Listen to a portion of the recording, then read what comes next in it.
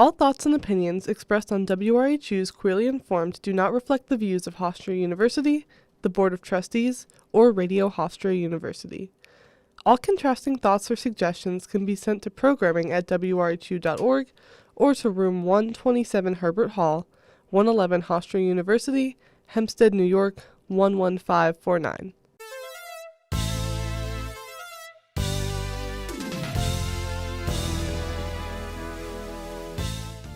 Welcome to an interview installation of Queerly Informed. I'm Summer Savaria. Thank you for joining us. Today, Queerly Informed welcomes a wrestler, Kidd Bandi. She made her debut over 5 years ago and has since taken the independent wrestling world by storm, wrestling all over the globe. As the world becomes a more hostile place for transgender individuals, the self-proclaimed protagonist of professional wrestling joins us to speak on her experience being an openly trans woman in the industry and her perspectives on the wrestling world and beyond. I'm going to take us a little bit back to your beginning. You're obviously a wrestler. So what kind of sparked your interest in this kind of art, and how did you get your start in professional wrestling? You know, it's funny that we were just talking about video games because video games is my definitive start in the world of professional wrestling. I grew up in the Philippines, and I didn't really have access to professional wrestling on television, but I did have a PlayStation 1, and I could afford one game. So I got THQ's SmackDown to Know Your Role. And then eventually, a few years later, I was able to get WWE SmackDown versus Raw 2007. And for a long time, I only really got to play like those two games because I couldn't afford a bunch of other games. But I had that, and I switched between that and Tekken. So having a lot of fighting games in my youth kind of like just sparked the interest in martial arts. Definitely wrestling. You know, I told my parents at the time, I was like, hey, I want to be a pro wrestler. But there was no pro wrestling schools in the Philippines, so they enrolled me in boxing classes, you know. But over the years, you know, I've dabbled in like multiple styles. So I did kung fu, taekwondo, karate, um, you know, but I never fully wanted to immerse myself in those arts. I always felt like in the back of my head, I was just learning all these skills. So eventually, one day when I do become a pro wrestler, I could like apply these stuff, and here we are. You know, fast forward to now. You know, my love for video games and like martial arts like had a crazy domino effect that led to me like becoming a pro wrestler. No kidding. SmackDown vs. Raw 2007, those early SmackDown vs. Raw games, classics. They're incredible. Great soundtrack too. My God, Oh my gosh. I still listen to it too. Like I could have the entire rest of this interview just be talking about wrestling video games. yeah. Where does the name Kidd Bandi come from? My coach when I was first debuting what we were about to like do like promo class the day after, and we were supposed to introduce who our character is, what motivates us in the ring as far as like the in-lore perspective. But I still didn't have a name for my character. I didn't even have an idea what kind of character I wanted. I knew I wanted to do cool ninja flippy stuff, and I wanted to, be very anime about it, but I wasn't exactly sure how to approach that. And then come the day before we had to do that promo class, I fell asleep, kind of maybe inebriated a little bit. And then I wake up at around 2 a.m. because the TV was playing and King of the Hill was on. And it was the episode where Bobby Hill was meeting a raccoon. And I wake up just at the precise moment where I get enough context of what's going on. And Bobby just goes, I'm going to name you Masky. And I'm like, oh, that's kind of lame. But then he doubles back and goes, wait, no, I'm gonna name you Bandit. Bobby's not naming that raccoon on the television. He's naming me. Of course. Yeah. And I had like that whole like moment, like in movies, or they had like the flashback scene. Epiphany. Yeah. Yeah. So that's how I got Bandit, and the kid part was because like someone like I had trainer who never bothered to learn my name, even though like he was my hero, and like I was always just referred to as Kid or Kid with the hair, colored hair, and it always Mhm. rubbed me the wrong way because, like, I know why they didn't bother to learn my name because the retention rate of like wrestling students that end up graduating is not as high. Like, you get a class of 26, only maybe one or two are actually going to finish the course and proceed to like work the circuit.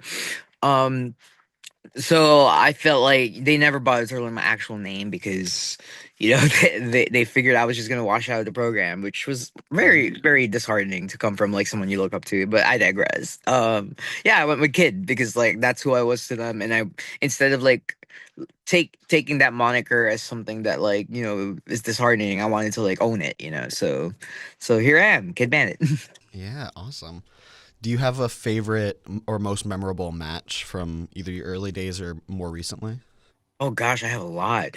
Um, I guess like I'll go with like one of my favorites, which was it happened a few years ago for a company called Prestige, and it happened in Portland, Oregon. And this is memorable to me. It was called the Devil's Playground match, and it's exactly as it's advertised. It has barbed wire, thumbtacks. Um, it was very bloody. It was very bloody. Like I remember I got stapled like a couple of times, like with the staple gun. Like Oh my God. we were going around the arena, like, hey, give us money, and we'll staple it in our skin and stuff. And after the match, we'll Oh like, my God. yeah, we'll put it in our back pocket. I remember like I swallowed some thumbtacks and stuff for an accident. I'm like, why the heck did I do that? I'm like, I could just let it fall off my mouth. Um, but yeah, like I love this match a lot because it produced a viral clip. It garnered me a lot of traction on social media. It was against my mentor Drexel, who was one of the few wrestlers who basically took me under their wing while I was still figuring out the game. And it was just a good match, like overall. Like we had the crowd going the whole time. It's been like almost 4 years now, and every time I find myself in Oregon or Washington, like I'd still have fans come up to me and be like, I still remember the Devil's Playground match. I'm like, wow, that was years ago. I'm so glad. Oh, and I guess like for the anime video game fans out there, I actually went viral because I took a keyblade and I wrapped it in barbed wire. I remember that clip. Oh my god! Wow, So that would be like What my a most memorable flashback. match. that's awesome. So, during your time wrestling, you came to the realizing that you are transgender. How did you come to understand that you were trans? So, like, I could always like point out, like, oh, I've known since I was a kid. I've had like, like this desire since I was young. Yes, that's true for me. But what really kickstarted it was Halloween, 2021. Um, Everybody on the internet like was posting their Halloween costumes because like it's a thing, like that, Yeah. and wrestling Twitter kind of exists the same way. It's like high school. It's like, everybody wants to like chime in, learn whatever's trendy and stuff because we're all in part of the same industry and all the fans like keep up with each other and that type of stuff. And my Halloween costume at the time I wanted to be Master Chief, but Master Chief like didn't come in time. So I decided to use my partner's outfit from the year before, which was Zero Suit Samus. And I'm like, how it would be funny if I put on a bra and I put this outfit on and I just go out there and take some photos and It's be like, always It always starts as a bit. It always starts as a bit. yeah, it was like a cosplay thing. And then took some photos and I'm like, oh, you know what? Like this got a lot of traction on the internet. Let's do it again now. Like, we'll figure out a different one. And then after like 2 months of doing this, I'm like, oh, you know what? I think I'm trans. Yeah, and let me look into it. That's so good. I love that. You are a trans woman in professional wrestling. How does it feel knowing you are a transgender wrestler in a space that is kind of almost known for its toxic masculinity? I feel great. Like, are you kidding me? Ooh. There's so many toxic toxic men that don't make it as far as I've done, and I made it because I'm gay as like, are you kidding me? like, for an industry that was designed to basically cater to like a certain demographic and have attract a certain type of like people, coming into this space completely divorced from like the norm, completely different, and just challenging all of that, while at the same time using it as a vehicle for me to like do cool ninja moves. Like, okay, like, and I think a big part of like me being trans influenced how I went about with my wrestling career. There was a part of me that obviously didn't want to like go out there and phone it in at any point, because like, I already have naysayers saying like, oh, you're only making waves and traction because you're transgender. And it's like, actually, no, check this thing out. And I do like a freaking crazy flip, and I'm like, yeah, this is why I'm there. I just happen to be trans. And Yeah.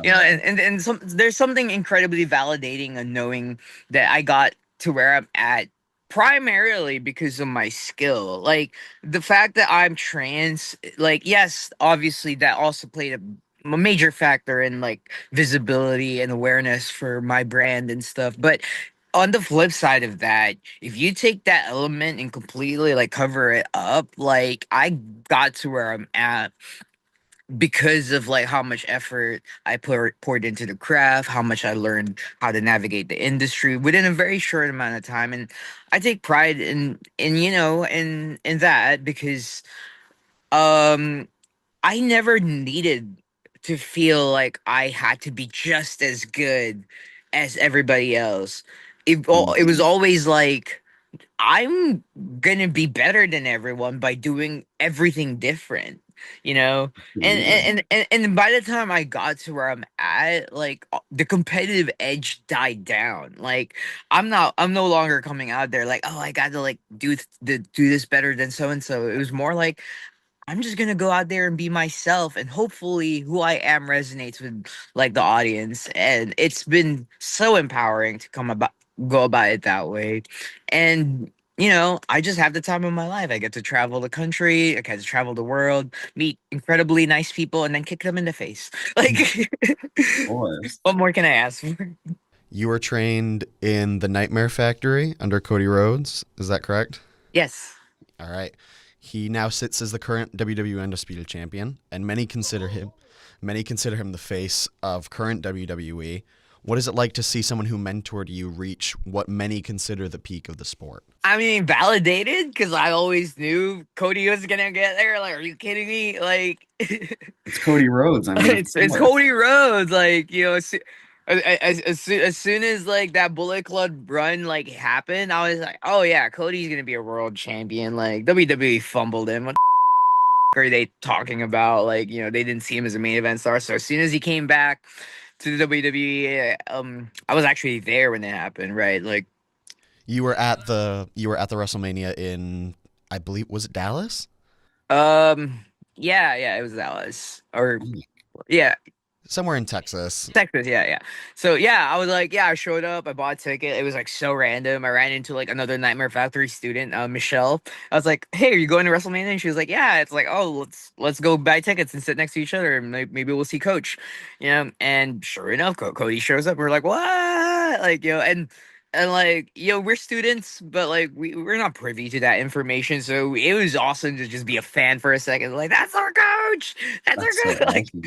Like, I remember being trained by Cody. Like, he gave me the crossroads one time, and I was just thinking, like, this is my favorite wrestler about to give me like their finishing. About to hit me with their finishing move. How cool is that? I'm gonna go ahead and like make this look as brutal as possible, because I can. Like, I can do some, like, I could like drop on my hand, whatever. There's a moment for me. Of He hits course. me with it. Boom. Goes for the pin and whispers in my ear, kick out at one. And I'm just like, what the? Kick out at one is wow. I don't know if Cody knew when I was like, attending the factory, that he was my favorite wrestler. But like, yeah, very validating. And obviously, like, it's Of also course. nice to know, like, beyond that scope. Like, he's an ally. Like, he would text me every sometimes, like, giving me some advice. I'd be able to reach out with him, like, and stuff. Like, when I was being, like, cyberbullied online. Like Cody freaking like came up and like stood by me, and I'm like, yo, you're like, you don't gotta do that, bro, but I appreciate it. Of But course. yeah, like when it comes to like real stuff, like outside of like just the character that he portrays, he's like, he's about that stuff. He's about like the right things, and it's always nice to see like, like they say like, oh, never meet your heroes, but when you meet your hero and they actually turned out to be even better than what you expected, it's like, oh yeah, that's cool, It's that's always right. cool. WWE is also a company so intrinsically connected to the White House. We've seen many of the top WWE's corporate ladder meeting with our current president. We'll touch on this later, but you are someone who's been very outspoken against President Trump and his administration's actions against trans people. So, what is your perspective seeing someone who mentored you go on to become such an important figure in a company so linked with the current administration? I think that folks like Cody, I'd hazard to say someone like CM Punk, maybe Sami Zayn, a lot of like the more progressive folks are really what's like holding it together for from to keep the company from like going full right. Like at Yeah, least like absolutely. I obviously don't know like the inner workings of like the politics and stuff. Like everybody wants to pretend like, oh, we're not a political company. Like, oh yeah, you're not, but like let's see who's in the actual presidential cabinet, right? Like Absolutely. who's the Department of Education's like head again? I'm sorry, who's that Linda, again? Yeah. Linda McMahon. I Yeah, mean, we can only. exactly. You can only feign ignorance so long. Exactly. And I feel like wrestling is such a unique industry in that like people could have like blood feuds with each other, but they will swallow that and work a place Yeah, or be a professional because at the end of the day money talks, right? And outside of that money, like it's also the glory, like it's a vanity business. So like you when you have the pinnacle of like what wrestling is and you have the opportunity to work there, yeah, you're gonna say yes. Like like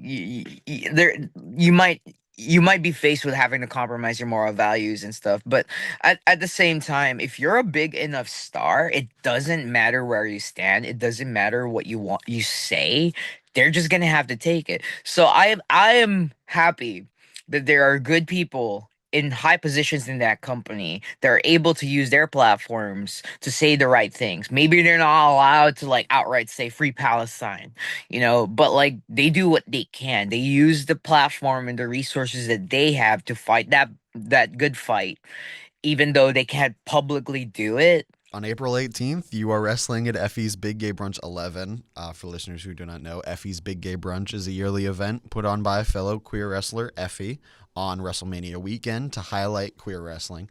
How important is it to you to have queer events like Effy's Big Gay Brunch to bring a wider audience to the, plethora of queer talent in the world of pro wrestling?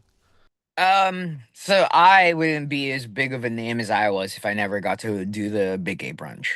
Um, so yeah, it was in Dallas, like that WrestleMania, because I remember during that weekend I did the brunch for the first time. It was Big Gay Brunch 5.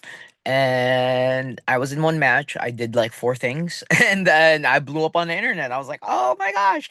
Like so that was definitely like a gateway for my career. I've thankfully been consistent like part of the brunch in years afterwards.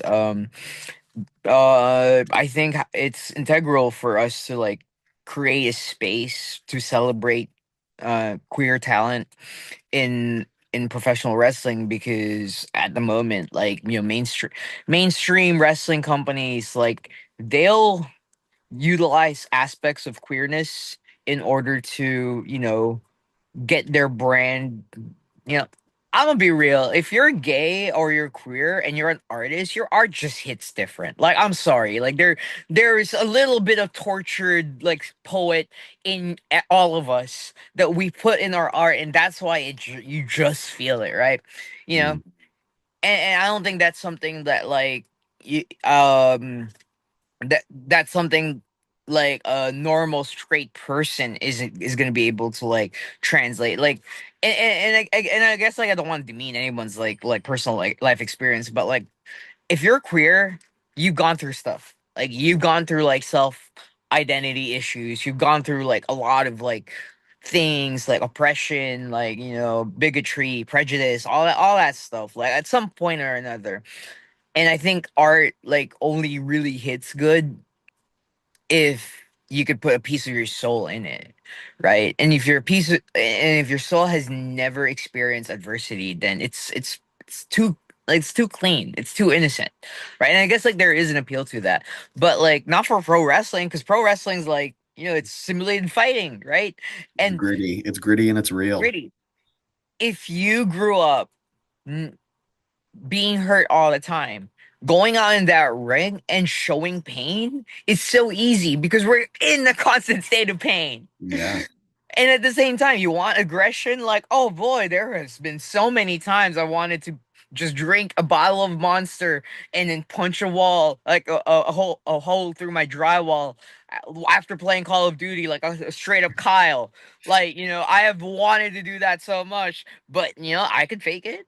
I could fake it, like, so I feel like there is a level of like extraness that can only be captured by queer talent that unfortunately like the straights appropriate, right? Because like let's be real here, wrestling's freaking gay. Like I'm so sorry, it's homoerotic without meaning to.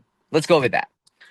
Like Absolutely. and you can never escape that. You can never escape that. To pretend it is anything otherwise is like irresponsible, because like we got like half naked folks like in tights, like Yeah. grappling with each other. Like you take away all like oh, and they come out dancing and jiving to like their theme music.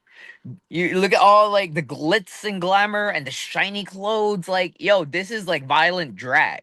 Yep. It's all violent drag. It's violent drag. Oh, and they have a blood feud over a shiny belt, like an accessory. Literally, they My fight over an accessory. I mean, come my, on. my gosh, they're willing to bleed for that shiny belt? Like, oh yeah, that is so queer coded. But they'll never admit it. They'll never admit it. They'll never look at it and think of it that way, because like, oh my, no, like this is a sacred sport, and it is. It is. Like I've bled for it. I've sacrificed a lot for Absolutely. wrestling too. So I get both sides where it's like, yeah, no, this is sacred, take it seriously. But like why why are people equating wrestling as violent drag diminish the value of what it is? Yeah. Because violent drag is still entertainment. It's still difficult. It still demands so much out of like the performers. It takes Mhm. skill, coordination, grace, and all that stuff. And if you want good violent drag, if you want good drag, there's a lot of effort. Like RuPaul's Drag Race is big for a reason, right? In the same vein as wrestling, it's like, and I think people don't want to call wrestling gay because they think it's like an insult, because they think being gay is an insult. So, branching out on the topics of events highlighting queer and trans talent, you, as you mentioned earlier, recently announced your intent to bring back T-Boy wrestling after its mismanagement. So, for the viewers, what is or was T-Boy wrestling, and why do you think bringing it back is so important? Okay, so T-Boy Wrestling was crazy because I don't think the creators even knew what it was, right? It was like half like competitive like wrestling, half Turkish oil wrestling, half WWE style wrestling, half drag. Like in the mismanagement, like, oh yeah, I could see why it was mismanaged. It was like being run by two people and it became too big for its own good. Like if it was being run by two people and it never grew from its roots, its DIY roots. Oh yeah, like I don't think that it would have been mismanaged, but it became like this national thing that was touring, selling out shows left and right. Um, and it was being run by people who didn't really knew what they were doing, or would rather refuse to work with people that like had the ability to like help it grow and stuff. And and given the context of like the mismanagement behind the scenes with like the funds and all that jazz, like I could see why they didn't want to like bring in people to into the fold, because all that stuff would have come to light like far sooner than it did. Yeah. So moving forward, I think that what I'm hoping to accomplish with like T4T wrestling is, recapture some of the magic that they were able to do. And what I mean by that is like, it brought the community together. It really did. Like,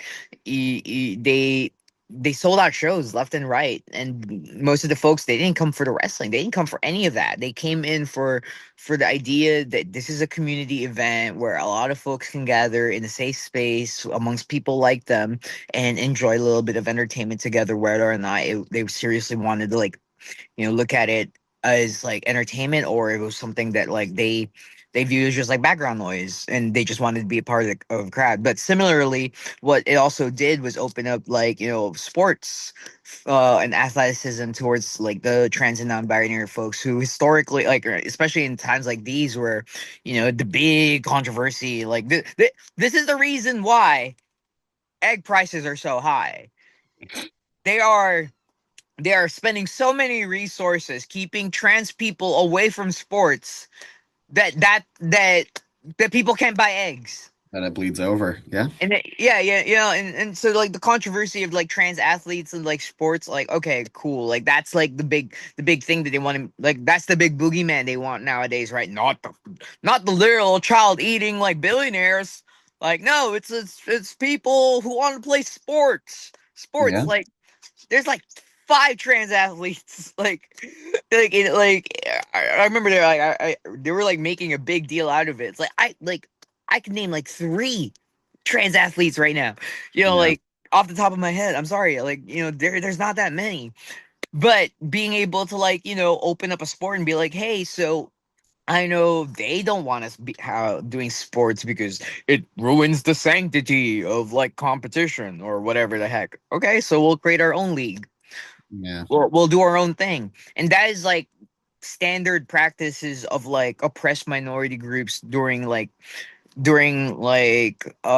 oppressive times and stuff like that. Like historically, like, groups gather and create their own version of things, which, then evolve and morph into something totally different. So, as we wind down the conversation, I want to address the metaphorical elephant impacting all trans people in the country. On March 16th, you put out a post on X talking about how difficult it is to be trans right now. In it, you said, quote, "In a time when my very existence is being criminalized and the craft I've poured so much of my life into is pushed further and further out of sight, the past few days have been painful." And that, quote, "Nothing breaks my heart knowing that I love wrestling and I wouldn't be the same person without it. And it changed my life for the better, but I don't know if I have a place in wrestling until Trump is gone and the world heals." How do you feel emotionally with what is happening right now? And what do you think that trans people and people more broadly across the country should be doing right now in this very moment? For everyone, I think it's important to like stay safe. If I could do a do-over, I'd be off grid right now. I wouldn't be a public figure. I'd be like, yo, nobody's gonna know like anything about me. I'm gonna live in like a cabin far away and do my thing until hopefully one day like who I am isn't like being questioned anymore. That's how I would go about it. But that's not who I am.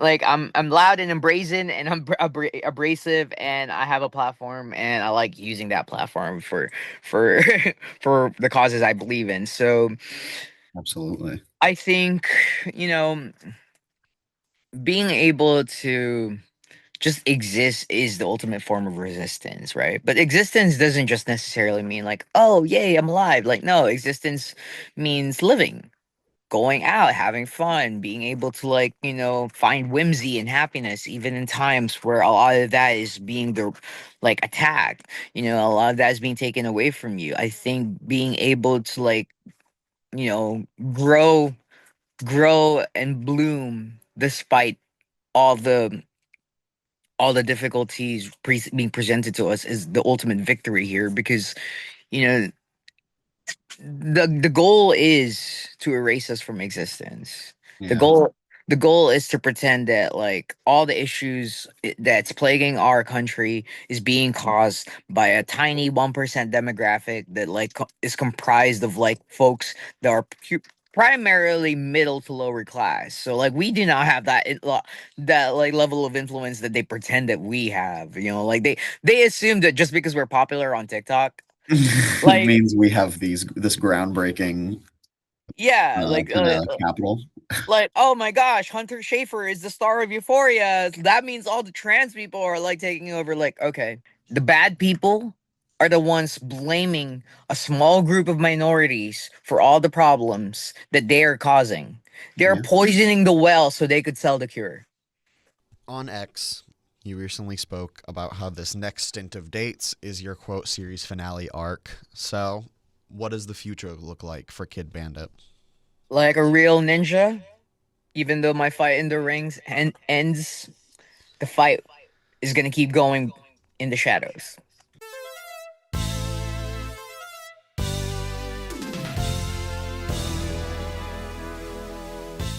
Thank you for tuning into Queerly Informed this week here on 88.7 FM, Radio Hofstra University, Spotify, YouTube, and iTunes. Thank you to the entire Queerly Informed team for your work on this week's edition. Also, a huge thank you goes out to Kidd Bandit for joining us on today's Queerly Informed interview installation. Join us back here next week to hear the latest in queer news, as well as commentary from our group of LGBTQ reporters. As always, if you have any suggestions for stories or content that you would like to hear, send them our way through email at queerlyinformedwrhu@gmail.com. For Queerly Informed, I'm Summer Savaria. Thank you for tuning in.